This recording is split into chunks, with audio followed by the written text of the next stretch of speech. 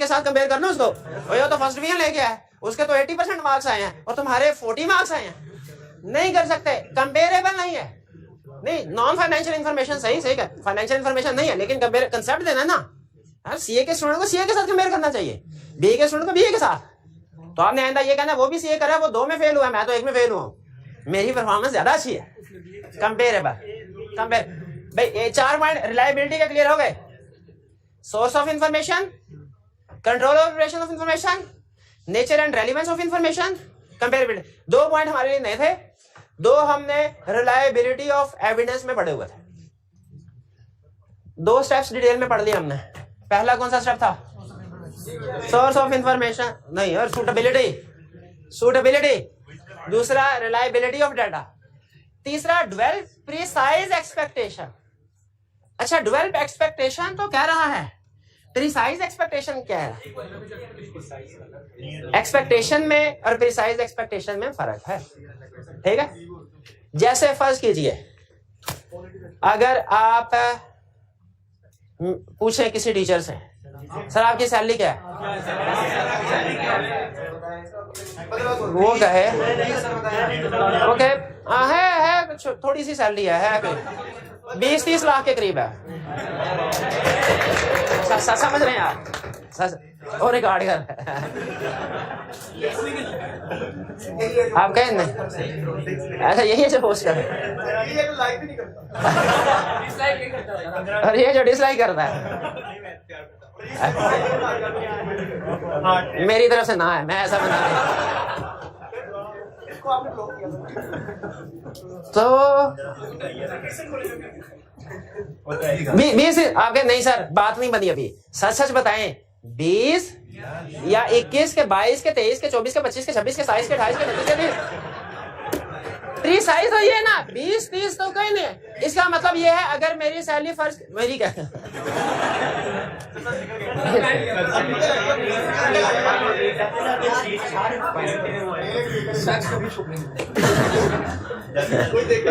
लेकिन कोशिश करना हमारी बात किसी को बताना ना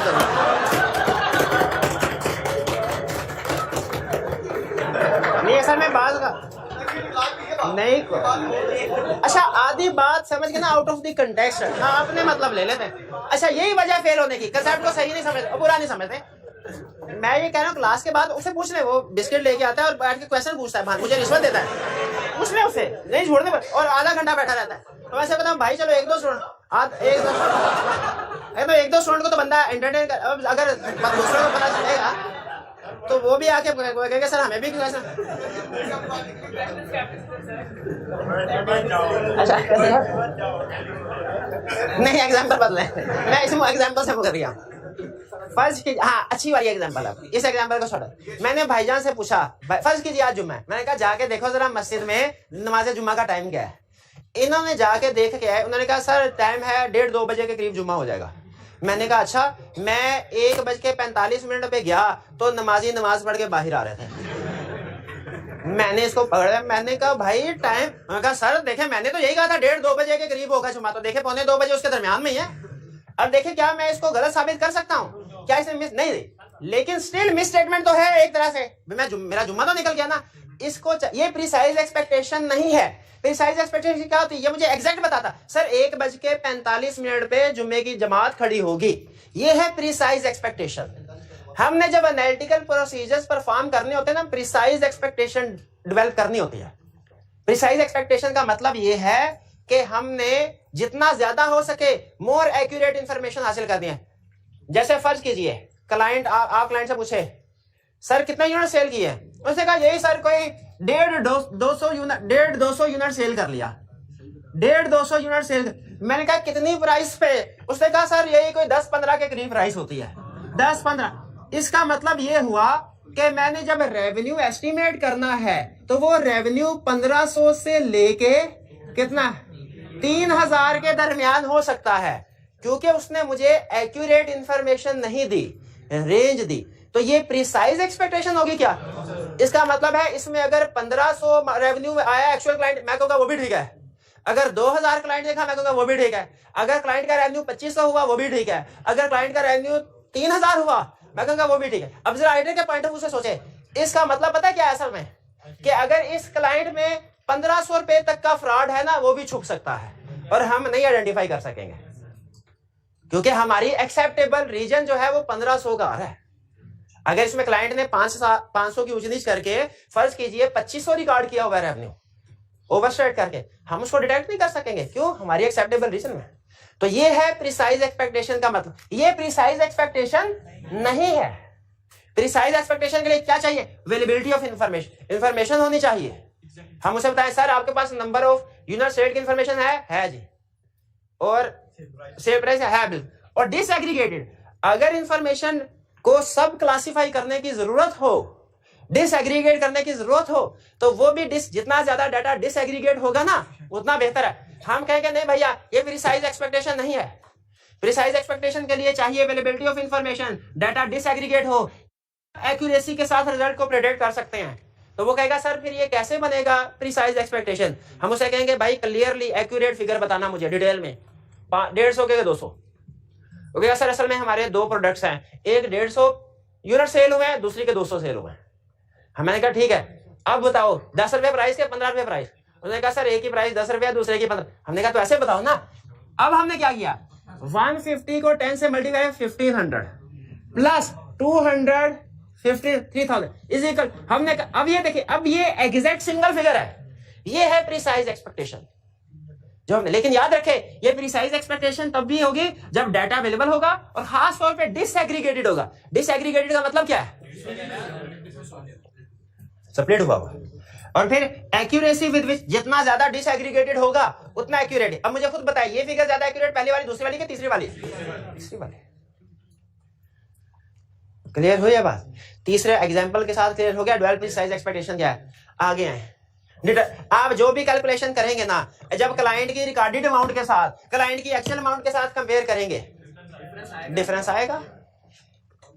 हमने ये डिफरेंस हमेशा आएगा, आपने परेशान नहीं होना, आपने सिर्फ ये देखना है डिफरेंस एक्सेप्टेबल है कि नहीं। अगर तो डिफरेंस थोड़ा इमटेरियल है, डिफरेंस इमटेरियल है तो वह डिफरेंस एक्सेप्टेबल। डिफरेंस डिपेंड करता है मटेरियलिटी पे। अगर इमटेरियल है तो मटेरियल है तो नॉट एक्सेप्टेबल। और अगर नॉट एक्सेप्टेबल नहीं है फिर क्या करें? फर्दर इन्वेस्टिगेशन होनी चाहिए, क्लाइंट से रीजनिंग पूछनी चाहिए, बिल्कुल पूछेंगे, इंक्वायर करें सर डिफरेंस क्यों है,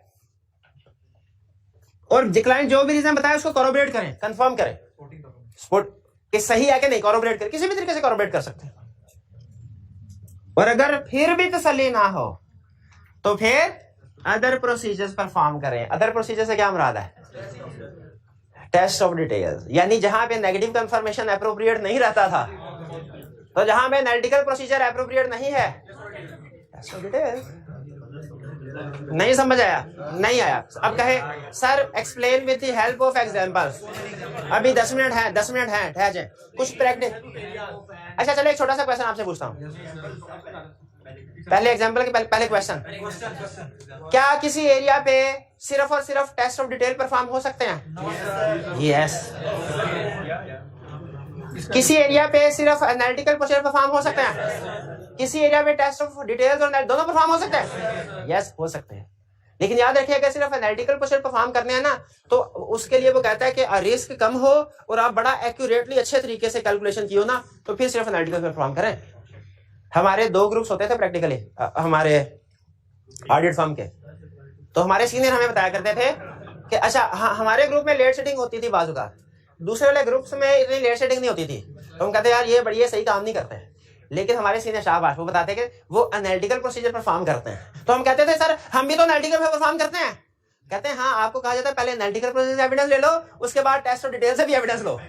टेस्ट ऑफ डिटेल से भी। तो एक ग्रुप था जो दोनों हर एरिया पे दोनों प्रोसीजर, ये वैसे केस टू केस वेरी करता है, सिर्फ समझाने के लिए एग्जांपल दे रहा हूँ। दो एनालिटिकल भी कर रहा होता है उस एरिया पे, उसी एरिया पे टेस्ट ऑफ डिटेल, जबकि दूसरा ग्रुप क्या कर रहा था? सिर्फ एनालिटिकल। तो सिर्फ लेकिन याद रखे उस सूरत में जरूरी है कि रिस्क कम हो और ज्यादा। हाँ जी। और जो अब बिजनेस की एग्जांपल दे रहा हूं। अब आप सोचेंगे सर ऐसा एक आधा एरिया में तो हो सकता है रिस्क कम हो, हर एरिया में थोड़ी ऐसे होता है। हर एरिया में भी ऐसे हो सकता है।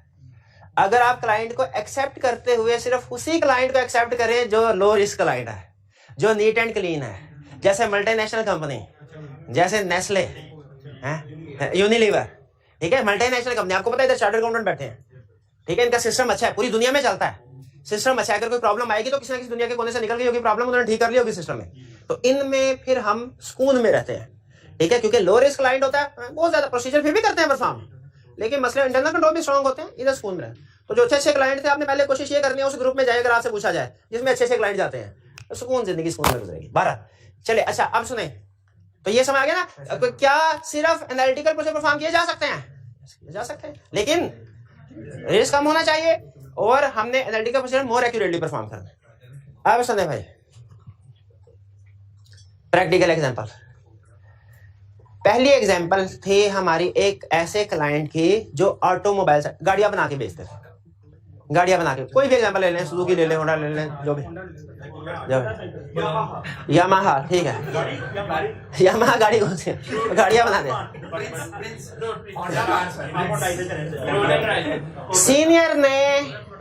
सीनियर ने कहा कि आपने इस पे सेल्स का वेरिफिकेशन कर दिया। मैं पहला डिसीजन जो करना था वो ये कि एनालिटिकल प्रोसेस परफॉर्म करूं या टेस्ट ऑफ डिटेल्स, ठीक है। मैं भागा क्लाइंट के पास गया, मैंने क्लाइंट से कहा सर आप गाड़ी बेचते हैं? बिल्कुल बेचते हैं। मैं कहा किस रेट पे? उन्होंने कहा सर हमारे बोर्ड ऑफ डायरेक्टर्स ने ना प्राइसेस फिक्स की हुई हैं, हम सिर्फ उसी फिक्स प्राइस पे बेचते हैं, नेगोशिएशन हम नहीं करते, किसने गाड़ी खरीदनी खरीदे, नहीं खरीदी ना खरीदे। मैंने कहा बिल्कुल अच्छा करते हैं, मेरे लिए बहुत आसान हो गया। क्यों बताइए, एनालिटिकल प्रोसेस सूटेबल है कि नहीं? बिल्कुल है। दूसरे नंबर में मैंने उनसे कहा सर अब मैंने एनालिटिकल प्रोसेस परफॉर्म करना है, अब जरा मुझे डाटा तो दीजिए। उसने कहा कौन सा डाटा? मैंने कहा एक पूरे साल में नंबर ऑफ कार सोल्ड कितनी है आपकी और प्राइस कितनी है। उसने कहा sir number of car sold का डाटा प्रोडक्शन डिपार्टमेंट से मिल जाएगा, सेल डिपार्टमेंट से मिल जाएगा, वहां से लाके आपको दे देते हैं। प्राइस क्या थी वो बोर्ड ऑफ डायरेक्टर ने प्राइस उसकी कॉपी, नोटिफिकेशन की कॉपी आपको दे देते हैं। मैंने कहा बिल्कुल ठीक है। अब मैंने दोनों इन्फॉर्मेशन, क्या इनकी रिलायबिलिटी चेक करनी चाहिए, फोटो कॉपी थी, मैंने कहा सर ओरिजिनल मिनट्स दिखाएं, मिनट्स ऑफ मीटिंग जिसमें डायरेक्टर ने डिसीजन किया, उसके मिनट्स देखें। और फिर उसके बाद मैंने जाके देखा डाटा तो आपने सेल डिपार्टमेंट का दे दिया, मैं सेल डिपार्टमेंट में जाके देखूं वो डाटा सही मेंटेन भी कर रहे हैं कि नहीं।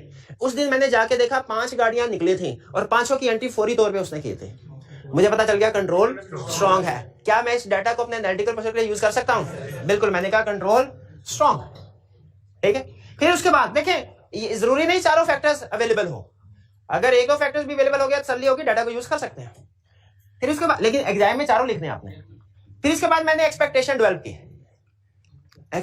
मैंने क्या किया था, नंबर ऑफ कार्स को सेल प्राइस के साथ मल्टीप्लाई नहीं किया, इसलिए कि उनकी का उस वक्त उनके 3 मॉडल सेल, अब तो शायद ज्यादा हैं, अब तो 7-8 है, उस वक्त 3 मॉडल सेल होते थे, सिविक लैदा थे, सिटी लैदा, अकॉर्ड लैदा। मैंने इनसे कहा सर नंबर ऑफ यूनिट्स आपने जो दिए टोटल है ना, अब आप इसको डिसएग्रीगेट करें, क्या आपके पास डिसएग्रीगेटेड डाटा अवेलेबल है? उसने कहा सर बिल्कुल अवेलेबल है, कंट्रोल स्ट्रांग जो था बिल्कुल अवेलेबल है। मैंने कहा अब ऐसा कीजिए, नंबर ऑफ जो मॉडल के हिसाब से मुझे प्राइस भी डिसएग्रीगेट करके दें, अलग-अलग दे, यूनिट्स भी अलग, और फिर हर यूनिट को अलग, मॉडल ए यूनिट्स इतने सेल हुए, सेल प्राइस इतनी, मॉडल बी यूनिट्स इतने हुए, सेल प्राइस इतनी, मॉडल सी यूनिट्स इतने, सेल प्राइस। ऐसे करना चाहिए था कि सर प्राइस 20 लाख से लेके 50 लाख तक है, नहीं। मैंने कहा 20 लाख वाला लदा करो, 30 लाख वाला मॉडल लदा करो, 50 लाख वाला लदा करो। यह है प्रिसाइज एक्सपेक्टेशन डेवलप की। और फिर उसके बाद जब उसे क्लाइंट की एक्चुअल फिगर के साथ कंपेयर किया, थोड़ा सा फर्क आया, इमटेरियल, मेरे मटेरियलिटी लेवल से कम था। किस नतीजे पे पहुंचा कि sufficient appropriate audit evidence obtain हो गया, यहीं पे मेरा ऑडिट वो खत्म हो गया। आगे दूसरा क्लाइंट भी है, दूसरी एग्जांपल भी देता हूं। पहले बताइए ये एग्जांपल क्लियर हो गई। दूसरी एग्जांपल, एक दूसरे क्लाइंट पे गया, वो था हॉस्पिटल, प्राइवेट हॉस्पिटल था। सीनियर ने कहा सेल्स का, इधर रेवेन्यू का एरिया वेरीफाई करना है, तो सर्विसेज देते हैं। मैंने कहा बिल्कुल ठीक। क्लाइंट के पास जाके गया, मैं कहा सर बताइए अंडरस्टैंडिंग ऑफ एंटिटी ऑब्टेन करनी है, जरा अपनी एंटिटी के बारे में बताइए, क्या करते हैं, कैसे करते हैं, प्राइसिंग वगैरह के बारे में खास तौर पे। उसने कहा सर हमारा जो रेवेन्यू रिकॉर्ड होता है ना, बेसिकली 2 तरह से रिकॉर्ड होता है। एक हमारे पास आते हैं आउटडोर पेशेंट्स, ठीक है, जो आते हैं डॉक्टर को चेकअप करवाते हैं और निकल जाते हैं, उनकी होती है पर्ची फीस, वो सबकी एक है। और दूसरा होते हैं हम कहते हैं इंडोर पेशेंट्स, वो एडमिट हो जाते हैं, उनको कोई ना कोई प्रॉब्लम होती है। अब एडमिट होते हैं ना, तो किसी की तो 1-2 दिन में छुट्टी हो जाती है, और बाज़ औक़ात कुछ पेशेंट ऐसे भी होते हैं 2-2, 3-3 महीने एडमिट रहते हैं, उन पे डिफरेंट सर्जरी परफॉर्म की जाती है। हर सर्जरी के चार्जेस अलग होते हैं, टेस्ट वगैरह होते हैं, उसके चार्जेस अलग होते हैं। उसमें डिपेंड करता है कि मर्ज क्या था, किस नौयत का था, कितने दिन स्टे किया, क्या क्या उसके ऊपर प्रोसीजर परफॉर्म हुए, उस लिहाज से बिल बनता है। उसमें हर पेशेंट की अमाउंट डिफरेंट है। अब मुझे बताइए, क्या मुझे इकट्ठा करके टोटल रेवेन्यू पे प्रोसीजर परफॉर्म करने के पॉपुलेशन को डिसएग्रीगेट कर देना चाहिए, जिसे एक और भी नाम दिया था हमने, स्ट्रेटिफिकेशन। एग्जैक्टली मैंने स्ट्रेटिफिकेशन कर दिया। अब स्ट्रेटिफिकेशन करके मुझे बताइए आउटडोर पेशेंट्स पे कौन से प्रोसीजर सूटेबल है? एनालिटिकल के टेस्ट और डिटेल, एनालिटिकल, और इंडोर पे टेस्ट और, एग्जैक्टली यही किया। इंडोर पे मैंने सैंपल बेस पे बड़े बड़े जो बिलिंग थी उनको सेलेक्ट किया और देखा, फाइल के साथ मैच किया, जो रेवेन्यू था फाइल, पेशेंट की फाइल होती है जिसके ऊपर उसका डॉक्यूमेंट लगा होता है कि किस दिन क्या डॉक्टर ने ऑपरेट किया, मेडिसिन वगैरह क्या दी। मैंने चेक कर लिया क्या उस प्रोसीजर के हिसाब से बिल ठीक बना है, ठीक है। सैंपल बेस पे कुछ लोगों का सपोर्टिंग डॉक्यूमेंट चेक की, ये था टेस्ट ऑफ डिटेल। अब आए एनालिटिकल प्रोसीजर पे। एनालिटिकल प्रोसीजर के लिए कि मुझे कुछ डाटा चाहिए था, जरा गैस कीजिएगा, प्रैक्टिकली समझ रहे हैं तो कौन सा डाटा चाहिए होगा मुझे? नंबर ऑफ पेशेंट और पर्ची फीस। उसने कहा सर पर्ची फीस के लिए हमारे डायरेक्टर्स हैं, उन्होंने डिसीजन किया हुआ, बोर्ड है हमारा, उन्होंने डिसीजन किया हुआ है, उसकी आपको मिनट्स की कॉपी दे देते हैं। और जो नंबर ऑफ पेशेंट्स है ये हमारा रिकॉर्ड होता है, जैसे ही पेशेंट आता है उसको पर्ची देते हैं ना, पर्ची के ऊपर सीरियल नंबर होता है, आपको पता चल जाएगा। मैंने दोनों डाटा, क्या मुझे इनकी रिलायबिलिटी को चेक करना चाहिए था? यस, करना चाहिए था, ठीक है। वो मैंने रिलायबिलिटी को चेक किया, मिनट्स को ओरिजिनल के साथ कंपेयर कर लिया और फिर डाटा को उस डिपार्टमेंट में जाके जहां पे डाटा मेंटेन हो रहा था वहां पे वैल्यूएट किया कि सही मेंटेन हो रहा है कि नहीं। फिर इसके बाद जब दोनों को मैंने मल्टीप्लाई किया तो फिगर अजीब सी आई। मैंने क्लाइंट से पूछा सर ये पर्ची फीस को मैंने, आप जो पर्ची फीस है उसको मैंने मल्टीप्लाई किया टोटल नंबर ऑफ पेशेंट के साथ, लेकिन कोई दूर दूर तक फिगर मेरी कुछ और आ रही है, आपकी कुछ। कहने लगा सर हमारा कोई एक डिपार्टमेंट थोड़ी है, हमारे बहुत से डिपार्टमेंट्स हैं। हमारा जो है वो दांतों का अलहदा, कानों का अलहदा, नाक का अलहदा, आंख का अलहदा, गले का अलहदा, दिल का अलहदा, फेफड़े का अलहदा, वो पता नहीं कितने डिपार्टमेंट है, 12-15 के करीब डिपार्टमेंट्स थे। 12-15 के करीब। उन्होंने कहा सर हर डिपार्टमेंट की फीस है, किसी की 10 है, किसी की 20 है, किसी की 50 है, किसी की 100 है, ये 4 रेट, किसी की। हाँ, तो फिर मैंने क्या, अब मुझे इसकी टोटल फिगर और एवरेज प्राइस पे मल्टीप्लिकेशन कर देनी चाहिए, डिसएग्रीगेट। मैंने कहा सर हर डिपार्टमेंट का डाटा डिसएग्रीगेट करे, किस डिपार्टमेंट में कितने पेशेंट है और उसकी पर्ची फीस कितनी है, उसके बाद हर डिपार्टमेंट को मल्टीप्लाई करके उसका रेवेन्यू किया। ये थी प्रिसाइज एक्सपेक्टेशन, मैंने प्रिसाइज एक्सपेक्टेशन डेवलप की। फिर उसे क्लाइंट की एक्चुअल के साथ कंपेयर किया, फर्क बहुत ज्यादा आ गया। जैसे अगर मेरा रेवेन्यू है 50 मिलियन, क्लाइंट ने रिकॉर्ड किया हुआ था 42 मिलियन, कम किया हुआ था। मैंने कहा सर 1-2 मिलियन होता था तो मैं खुद ही एडजस्ट, इमटेरियल होता है।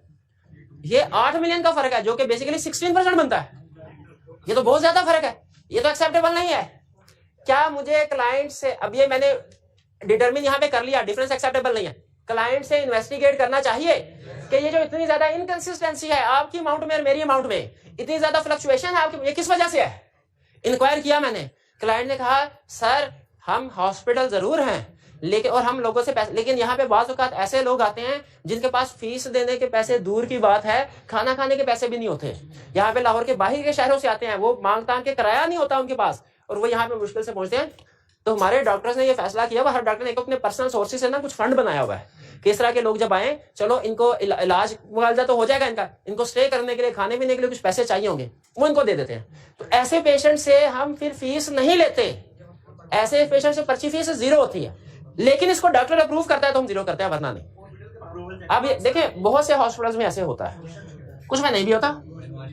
अब सुने, मैंने इंक्वायरी की, मैनेजमेंट ने रीजन बताई, क्या ये रीजन वैलिड लग रही है, लेकिन मैंने फिर भी रिलाई नहीं किया। कॉरोबरेट क्या, कॉरोबरेट का मतलब समझते क्या, कंफर्म करना। हाँ, मैंने कहा कुछ मुझे लाइक है, डॉक्टर्स की अप्रूवल दिखाए, यहाँ पे डॉक्टर ने फैसला किया हो, मैंने अप्रूवल दिया, एमएस जो भी था, कॉरोबरेट किया तो कंफर्म हो गया। अच्छा, अब अगर वहां पे कंफर्म हो गया ये, और वाकई कुछ पेशेंट्स को फ्री ट्रीटमेंट दिया जा रहा था, तो हालांकि डिफरेंस आया, लेकिन चूंकि कॉरोबरेट हो गया तो मुझे सफिशिएंट एप्रोप्रिएट ऑडिट एविडेंस। लेकिन फर्ज कीजिए अगर कॉरोबरेट ना होता, हमें पता चलता ये तो नाम को कह रहे हैं कि फ्री इलाज करते करते कुछ नहीं है, पेशेंट को वापस भेज देते हैं, तो फिर मैं कहता चूंकि डिफरेंस ज्यादा है और कोई वैलिड रीजन नहीं है, कॉरोबरेशन नहीं हुई, अब मैं एनालिटिकल प्रोसीजर फेल हो गए, अब क्या करना है, टेस्ट ऑफ डिटेल। क्लियर हुई? अगर कॉरोबरेशन ना हो तो क्या करना है, टेस्ट ऑफ डिटेल। क्लियर? तो ये आज के लेक्चर में हमने क्या सीखा, एनालिटिकल प्रोसीजर को एज सब्सटेंटिव प्रोसीजर परफॉर्म करना है, तो क्या, ठीक है। अब इसके बाद छोटा सा कंसेप्ट है वो कल डिस्कस कर दूंगा, ओवरऑल कंक्लूजन वाला, उसको अभी रहने दे क्योंकि मैं चाह रहा हूँ ये अहम कंसेप्ट है, ये मेन आपके दिमाग में बैठ जाए। अच्छा, असाइनमेंट में आप 3 क्वेश्चन है, 1, 3, 4, 2, इसी तरतीब से करें तो बेहतर है। आपने 2 क्वेश्चन भी कर लिए तो बहुत है, वॉल्यूम 2 में से 2 क्वेश्चन भी कर लिए तो इस चैप्टर में से केस स्टडी नॉर्मली नहीं पूछता, फिर भी हर डे वाला क्वेश्चन, यानी वॉल्यूम 1 की प्रैक्टिस कर ले तो काफी है, एहतियातन वॉल्यूम 2 के 1-2 क्वेश्चन कर लें। ठीक है जी, आज का लेक्चर यहाँ पे खत्म करते हैं। अल्लाह हाफिज।